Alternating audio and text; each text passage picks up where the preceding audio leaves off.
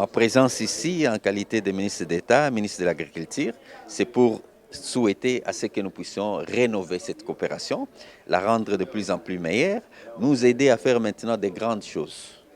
Des grandes choses, faire produire beaucoup de semences de riz pour permettre à ce que tous nos producteurs paysans, partout où ils se trouvent, des coopératives agricoles, des agropoles, puissent avoir assez de semences pour produire des riz. Et que nous puissions aussi avoir assez de technologies pour pouvoir commencer à décortiquer les riz, les polir, avoir des riz de bonne qualité au niveau du pays.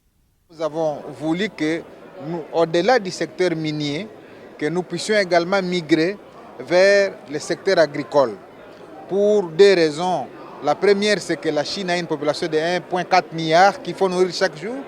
La deuxième, c'est que la RDC elle-même a une population de 100 millions qu'il faut nourrir chaque jour.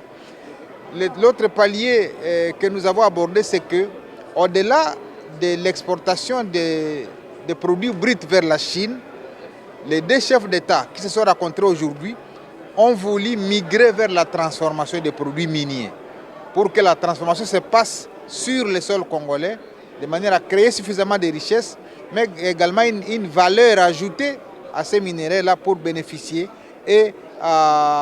au budget de la RDC et aux populations congolaises. Donc je crois que nous pouvons nous satisfaire de cette qualité de relations excellentes entre la RDC et la Chine. Il y a 3 ans déjà que la coopération chinoise a permis de pouvoir construire une centrale hydroélectrique de 240 MW.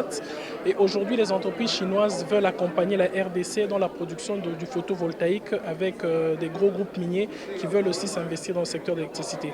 Donc c'est ces modèles que nous comptons encore implémenter plus sur l'ensemble du territoire qui nous a même motivés d'être à ce forum.